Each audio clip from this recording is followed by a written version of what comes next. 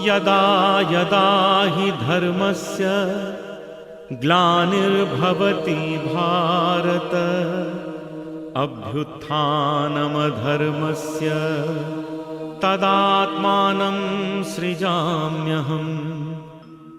परित्राणाय साधूनां विनाशाय च दुष्कृतां धर्म संस्थापनार्थाय संभवामि युगे युगे।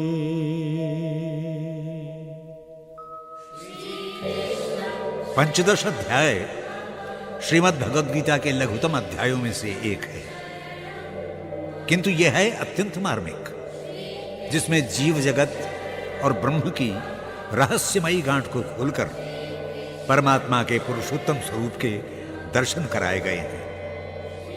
संसार रूपी वृक्ष तो मूल ब्रह्म की अभिव्यक्ति है। यदि परमात्मा तक पहुंचना है तो वृक्ष के फूल से मूल की ओर चलना होगा, और यह मूल परम व्योम में स्थित है। यह संसार पृथ्वी पर उगा वृक्ष नहीं है, यह सांसारिक दृष्टि से उल्टा उगा है। इसकी जड़ ऊपर और प्रसार नीचे की ओर है, किंतु यह दृष्टि सांसारिक है।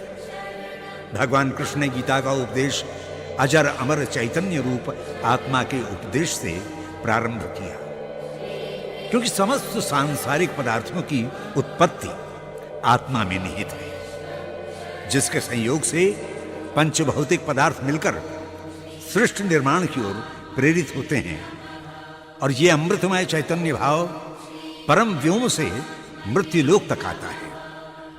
अथ पंचदशोऽध्याय।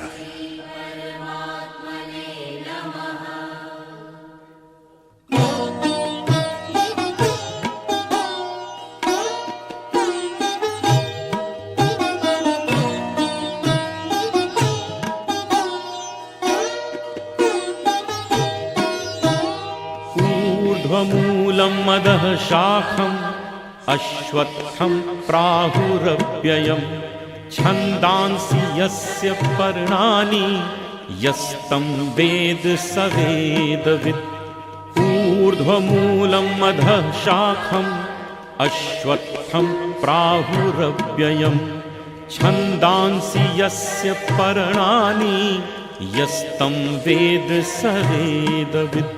हे अर्जुन, ये संपूर्ण संसार अविनाशी पीपल का वृक्ष है। आश्चर्य यह है कि इस वृक्ष की जड़ ऊपर है और शाखाएं तथा पत्ते नीचे की ओर फैले हुए हैं। वेदों के शब्दों से फैले इन पत्तों को जो पढ़ लेता है वही वेद के तात्पर्य को जानने वाला है। यदि परमात्मा को जानना है तो इस वृक्ष के मूल तक की यात्रा अपेक्षित है।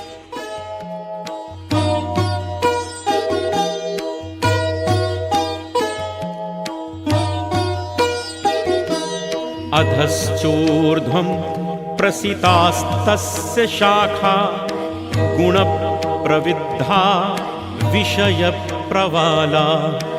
अधश्च मूलानि यनुसन्ततानि कर्मानुबन्धीनि मनुष्यलोके।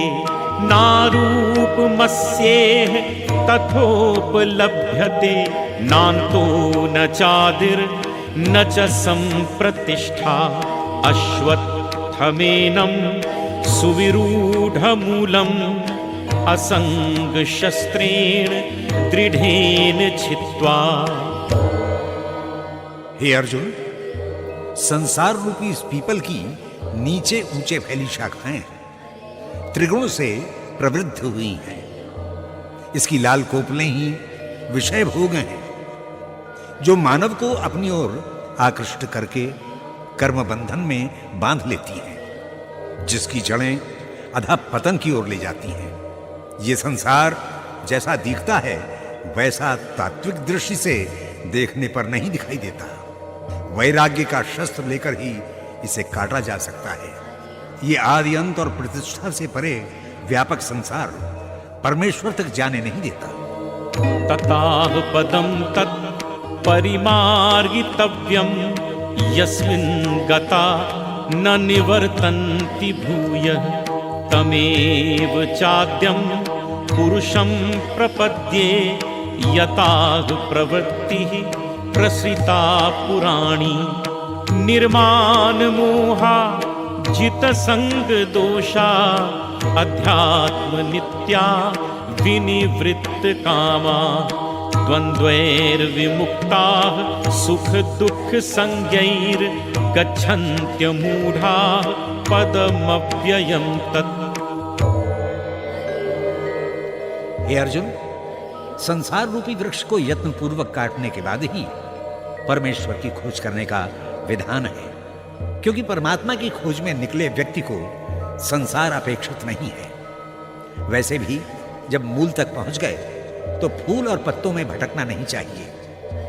जो परमेश्वर के ध्यान में मग्न होकर परमेश्वर में दृढ़ निश्चयी हो जाते हैं, जिनके अहंकार, मोह, आसक्ति आदि दोष नष्ट हो जाते हैं, जिनकी कामनाएं पूर्ण हो जाती हैं, दुख सुख द्वंद्वों से परे ऐसे ज्ञानी व्यक्ति ही परमात्मा के अविनाशी परम पद को प्राप्त होते हैं।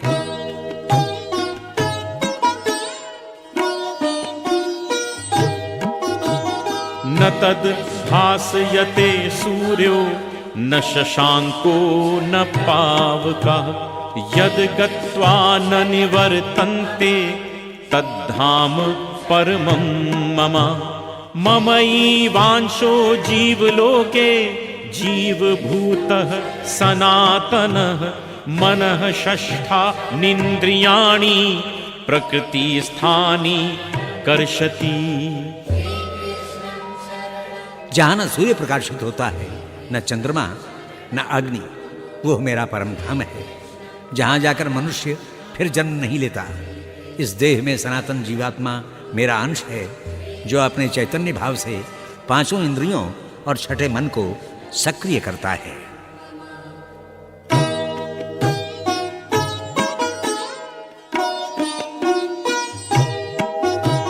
शरीरं यदवाप्नोति यच्चाप्युत्क्रामतीश्वरः गृहीत्वैतानि संयाति वायुर्गन्धा निवाशयात्।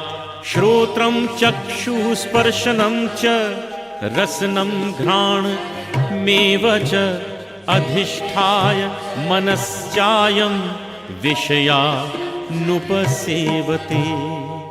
हे कौन्तेय, जैसे पवन गंध को आकर्षित कर लेता है, वैसे ही जीवात्मा जीर्ण शीर्ण देह को त्याग कर मन और इंद्रियों सहित दूसरी देह को ग्रहण कर लेता है।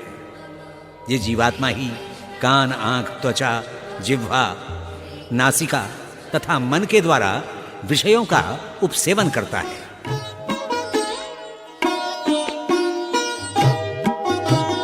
उत्क्रामन्तं स्थितं वापि भुञ्जानं वा गुणान्वितं विमूढा नानुपश्यन्ति पश्यन्ति ज्ञान चक्षुषा।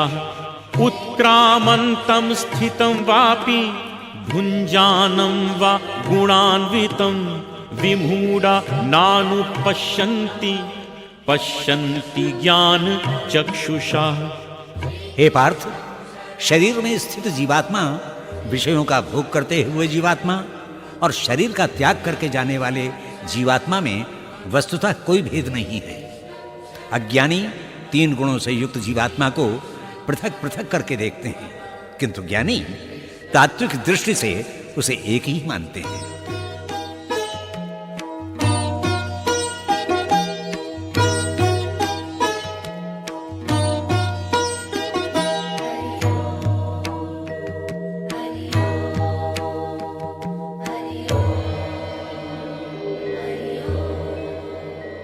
मनुष्य की देह भी संसार की एक इकाई है, और जो तत्व संपूर्ण में होते हैं इकाई में भी होते हैं और उसी क्रम से होते हैं। यदि संसार रूपी वृक्ष की जड़ें ऊपर हैं तो इस देह की जड़ें भी इसके शीर्ष स्थान में हैं। उसी को योगियों ने ब्रह्मरंध्र कहा है। पाद और भुजाएं शाखाएं हैं, कबंध, तना, ये सब अधोमुखी हैं। शीर्ष ही ब्रह्मरंध्र ही समस्त ऊर्जा का केंद्र है तथा मनुष्य इसके द्वारा समस्त ब्रह्मांड के साथ संबंध स्थापित करके ऊर्जा प्राप्त कर सकता है।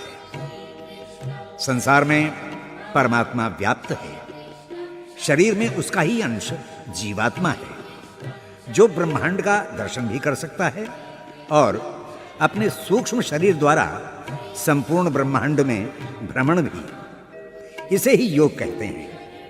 इकाई जब संपूर्ण से जुड़े तो योग होता है, उससे अलगाव का अनुभव ही वियोग है। सिद्ध योगी देह में ब्रह्मांड और ब्रह्मांड में देह का अनुभव करता है, वही समस्त ब्रह्मांड में ब्रह्म के दर्शन करता है।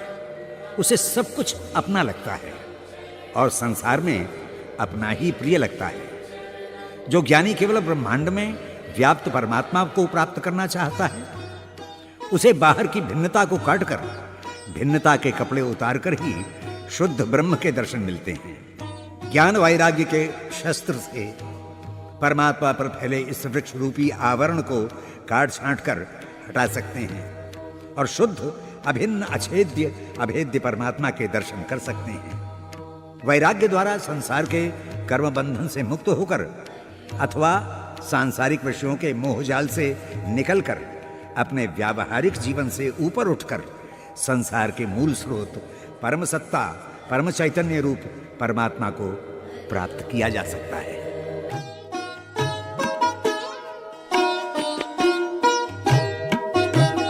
यतन्तो योगिनश्चैनं पश्यन्त्यात्मन्यवस्थितं यतन्तोऽप्यकृतात्मानो नैनं पश्यन्त्यचेतस यदादित्य गतं तेजो जगद्भासयतेऽखिलं यच्चन्द्रमसि यच्चाग्नौ तत्तेजो विद्धि मामकम्।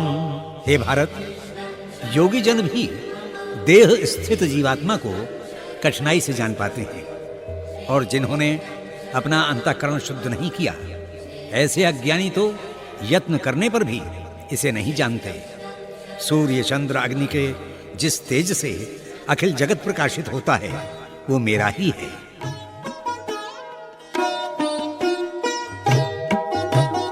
गामाविश्य च भूतानि धारयाम्यह मूजसा पुष्णामि चौषधिः सर्वाः सोमो भूत्वा रसात्मकः अहं वैश्वानरो भूत्वा प्राणिनां देहमाश्रितः प्राणापान समायुक्तः पचाम्यन्नं चतुर्विधम्।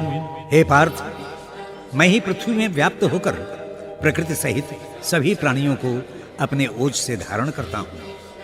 मेरे ही कारण समस्त औषधियां पुष्ट तथा सोमरस से युक्त होती हैं। मैं वैश्वानर अग्नि रूप प्राण अपान आदि से युक्त होकर चारों प्रकार से खाए हुए अन्न को पचाता हूँ।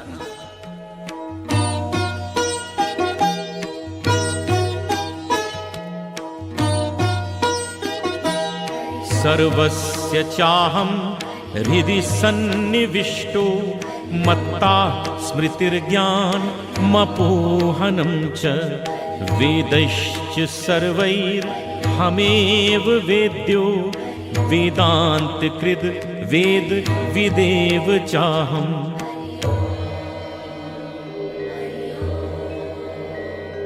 हे अर्जुन, मैं समस्त प्राणियों के अंतःकरण में निरंतर संचरण करता हूं, जिसके कारण व्यक्ति में स्मृति ज्ञान और विवेक बना रहता है। सारे वेद मुझे जानने के ही प्रयत्न है, किंतु वेदांतकर्ता तथा वेद ज्ञाता भी मैं ही हूं। मैं सर्वांतरयामी हूं, मैं सर्वांतरयामी हूं, मैं सर्वांतरयामी हूं।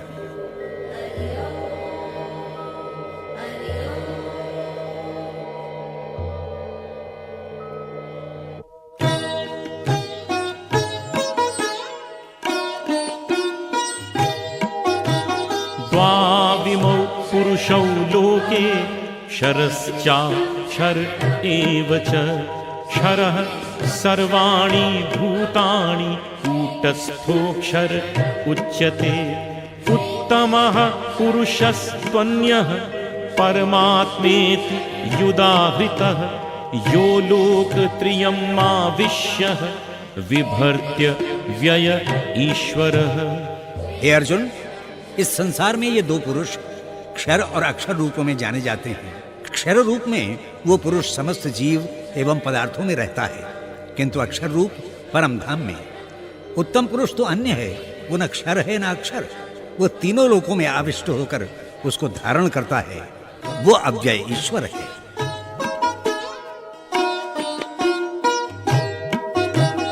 यस्माक्षरम् अतीतोऽहम् अक्षरादपि चोत्तमः अतोऽस्मि लोके वेदे च प्रथितः पुरुषोत्तमः। यो मामेव मसम्मूढो जानाति पुरुषोत्तमं सा सर्वविद् भजति मां सर्वभावेन भारत। हे अर्जुन, मैं क्षर से परे हूं और अक्षर से भी उत्तम हूं, इसीलिए लोक और वेद दोनों में मुझको पुरुषोत्तम कहा जाता है। जो ज्ञानी मेरे पुरुषोत्तम स्वरूप को जानता है, वो सर्वज्ञ होकर सदा मुझ में रहता हुआ मुझ वासुदेव का ही भजन करता है।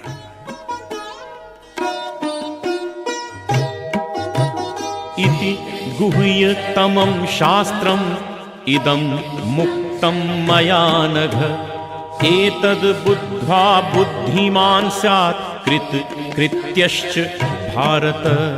इति गुह्यतमं शास्त्रम् इदं मुक्तं मया नघ एतद् बुद्ध्वा बुद्धिमान् स्यात् कृत्यश्च भारत। हे निष्पाप अर्जुन, मेरा यह पुरुषोत्तम स्वरूप अत्यंत गुह्य एवं रहस्यमय है। तेरे प्रेम के कारण इस गोपनीय शास्त्र को मैंने तुझ पर प्रकट किया। इस पुरुषोत्तम स्वरूप को जानकर बुद्धिमान व्यक्ति कृतकृत्य हो जाता है, उसके जीवन के प्रादुर्भाव का लक्ष्य पूरा हो जाता है।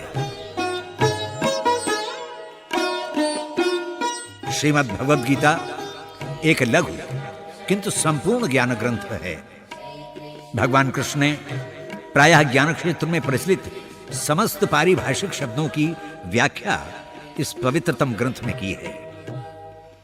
मनुष्य में देह और जीवात्मा दो तत्व हैं। कृष्ण ने विनाशी होने के कारण देह को क्षर पुरुष कहा है। क्षर अर्थात जिसका हर पल क्षरण हो, किंतु जीवात्मा परमेश्वर का अंश है। जैसे समुद्र और समुद्र की बूंद में तात्विक दृष्टि से अभेद है, वैसे ही जीवात्मा और परमात्मा में भी अभेद है। इसलिए जीवात्मा को भगवान श्री कृष्ण ने अक्षर कहा है, क्योंकि इसका न क्षरण होता है न विनाश। किंतु अक्षर जीवात्मा को परमात्मा मान लेना भूल है। इसमें परमात्मा का स्वरूप अंश विद्यमान है, यह सत्य है, किंतु यह परमात्मा नहीं है। यह समुद्र नहीं, समुद्र की बूंद है, बूंद और समुद्र का जल। लेबोरेटरी में परीक्षण किए जाने पर एक ही सिद्ध होते हैं, परंतु वे दोनों एक नहीं हैं। कारण बूंद समुद्र में समा सकती है, किंतु समुद्र बूंद में नहीं समा सकता। अंश और अंशी में यही भेद है। हम परमात्मा के अंश हैं। तत्वमसि, तुम भी वही हो, किंतु वो तुम नहीं है। यह हाथ पैर सिर मेरा है, किंतु मैं हाथ पैर सिर नहीं हूं।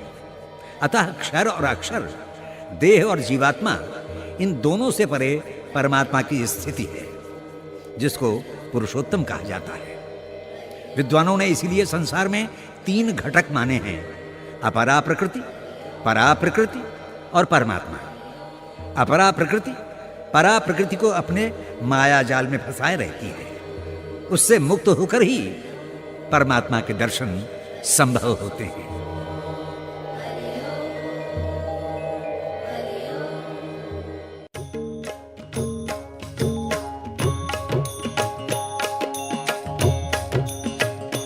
ओम जय भगवद गीते, ओम जय भगवद गीते। हरिः कमल विहारिणी, हरिः कमल विहारिणी, सुंदर सुपुनीते। ओम जय भगवद गीते। ओम जय भगवद गीते। ओम जय भगवद गीते। हरिः कमल विहारिणी, हरिः कमल विहारिणी, सुंदर सुपुनीते। ओम जय भगवद गीते। कर्म सुकर्म प्रकाशिनी, कामासक्ति हरा,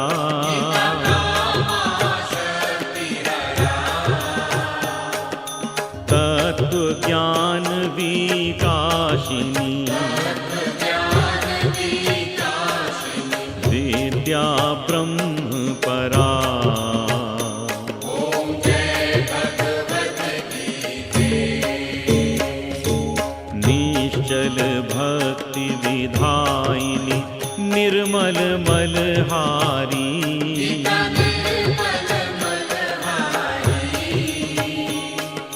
शरण रहस्य प्रदायिनी,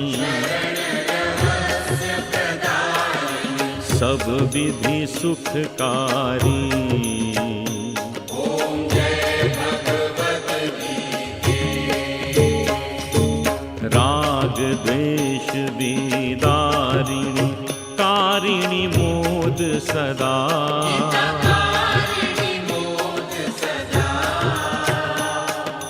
भव भय हारिणी तारिणी, परमानंद प्रदा।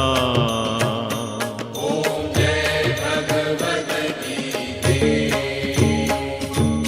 आसुर भाव विनाशिनी, नाशिनी तम रजनी,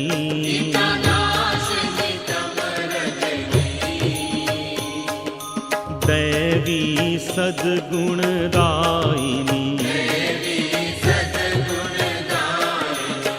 हरि रसिका सजनी।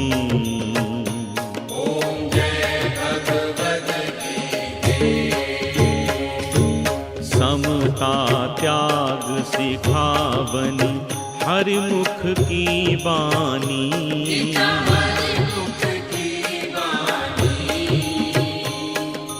सकल शास्त्र की स्वामिनी, श्रुतियों की रानी। ओम जय भगवद गीते। दया सुधा बरसावनी, मातु कृपा की जय।